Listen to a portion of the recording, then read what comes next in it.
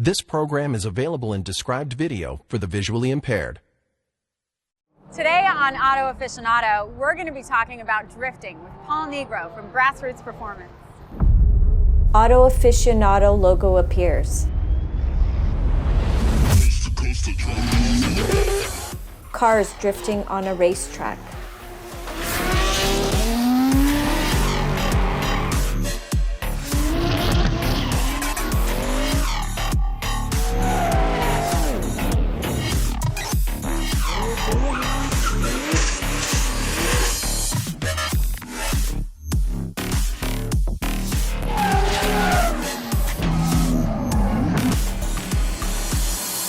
Host introduces episode. If you ask most people about the origins of drifting, they would probably tell you it all started back in Japan. But they would be wrong. No, the truth is, the style of driving that we call drifting actually got its start in the 1960s, in England.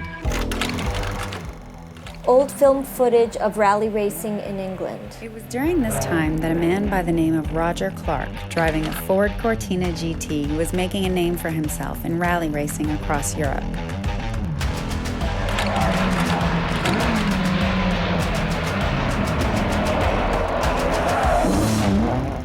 Clark went on to become the first British driver to ever win the World Rally Car Championship. It was his spectacular and fearless driving style that inspired famous motorcyclist turned racing driver Kunimitsu Takahashi. Takahashi took Clark's driving technique back to Japan and refined it even further, winning several championships and a legion of fans who enjoyed the spectacle of smoking tires. But the most recognized name in the sport belongs to Keiichi Tsuchiya, known as the Drift King. Tsuchiya began practicing his drifting skills on the mountain roads of Japan and quickly gained a reputation amongst the racing crowd. Old film footage of mountain racing in Japan. In 1987, several popular car magazines and tuning garages agreed to produce a video of Tsuchiya's drifting skills. The video, known as Plusby, became a hit, inspiring many of the professional drift racers on the circuits today, racers like Paul Nigro from Grassroots Performance. Drifting style, drifting era, what comes with drifting all comes from Japan. Now, people say, okay, maybe that was taken from Roger Clark's style of driving in rally, but his style of driving in rally was still to go fast in that stage. Versus drifting, you're sideways the entire way you're getting judged. Two cars drifting sideways on a racetrack. And on top of that, there's style points. Your car, it's a totally different setup. So I can see how people say that maybe there's some sort of origins from rallying, but I would say like the true nitty-gritty of drifting all comes from Japan. I started drifting over 10 years ago here in Ontario, but I'd say within the last 4 years, drifting has really caught on fast. And not just that, like the lifestyle, the crews. I've seen crews come and go in racing, but the drift crews genuinely tend to stick together. It's cool to see a lot of the guys that I had started with now still going at it, 10, 15 years later, right? I was always into cars. My family, they were a big snowmobile family, so I kind of started off in snowmobiling at a really young age. I bought a racing go-kart. I enrolled myself in 2 different racing leagues, so I started in karting. Then as I got older, I got into Japanese cars. I was able to get my hands on a JDM vehicle, my 180SX. Street driving it fast, the car wanted to step out and get sideways. Obviously, I just let it hang a little bit more and more, and then I researched the sport. I checked out a couple events, and then after street driving, I said, okay, you know what, I think I'm ready. Went to my first event with like the tires in the back of my car and all my tools, and I made it happen. And after that, I stuck with drifting for a long time. Paul's entry into the world of drifting began with an imported 1989 right-hand drive Nissan 180SX. A sister model to the Nissan Silvia, this turbocharged rear-wheel drive fastback has all the ingredients for getting sideways and remains a popular platform amongst many drift racers. Montage highlighting various parts of the Nissan 180SX.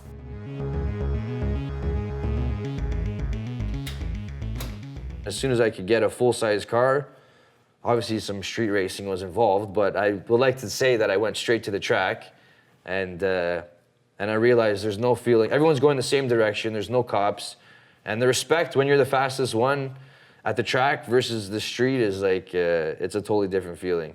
Like going to the track and just people knowing you're fast and you knowing that they're fast, and okay, today's gonna be a good race. Like we're here to spin some tires and we're gonna have a good time. Several drift cars preparing to compete on a racetrack.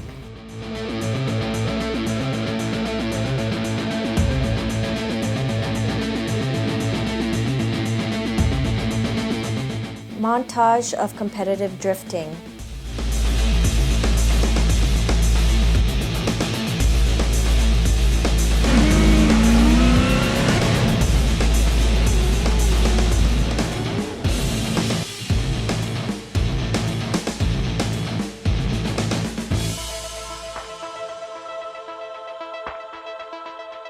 Aside from racing, Paul also runs Grassroots Performance, a Toronto-based shop that specializes in LS swaps and essential parts for high-performance cars, such as oil and cooling kits and track-proven components. We quickly realized after a few events, it's going to be between $3,000 and $5,000 to run each event. The prize money was $1,500 to $2,000. We were doing it for the rep, and it wasn't even my origins of racing, right, which is wheel-to-wheel racing, but that's how we realized, okay, we know what all these teams need. We know what everyone needs to get to this pro level.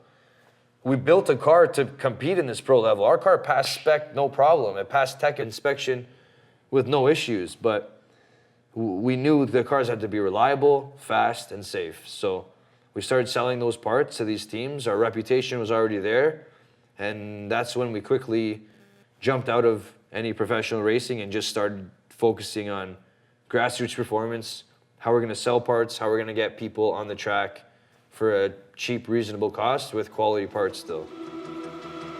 Today, Paul's taking part in the last drift competition of the season at Shannonville Motorsport Park. Race car drivers and fans get ready to participate at a drift event.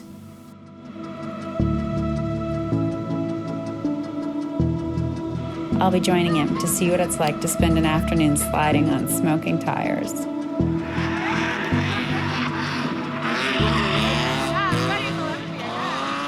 well, right now it's just open practice, so we can take it easy and get a feel for the layout. So we'll take it easy the first couple runs. I say we get out there right now.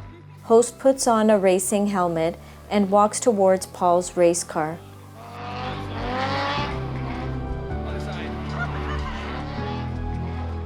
Host sits inside race car. Well, I mean, this is like a backyard event. It's not really, there's no points. There is money being given away, but they're just trying to match the cars evenly, right? And since I kind of just showed up with the car, they're like, okay, you're going to race both crews. So it'll be fun, at least. That's the good part. So these tires I did about 3 laps on, so we lost some grip already, but we should have a couple practice ones left. Okay, and yeah, we'll try it out. There's no real place to hold on to. So if you put your elbows back, you can actually brace yourself against the seat a bit. Otherwise, you could get tossed across this. Host and Paul prepare to compete at the first event.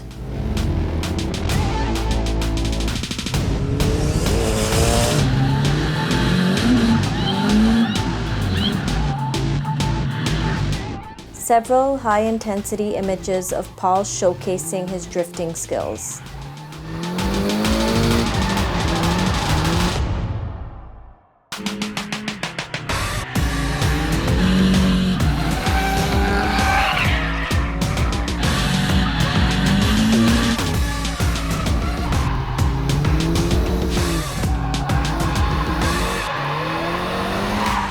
Paul's car skids to a stop. There goes our tires. amazing.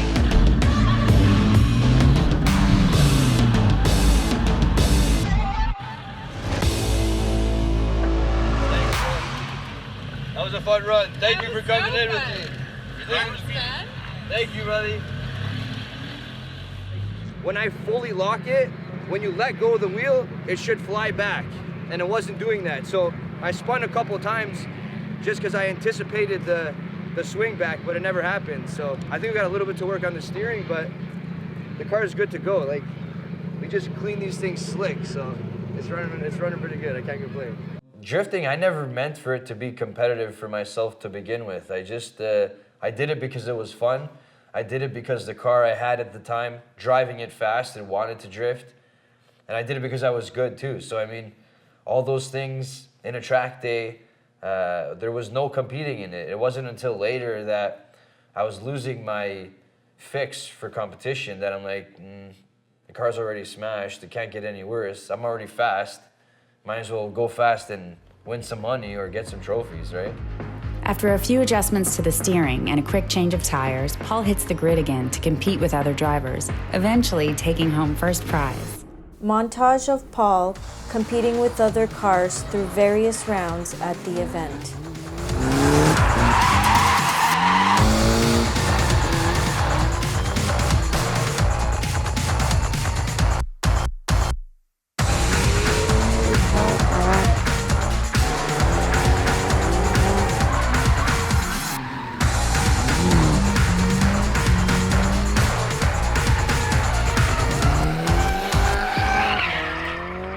You need the car, you need the backing, you need everything. Back then, everyone was kind of at the same level. Now there's budgets and sponsors and teams that come in. You can pay your way through drifting. If you got a budget, you can win drifting. You can go fast, sideways, and smoke the place out.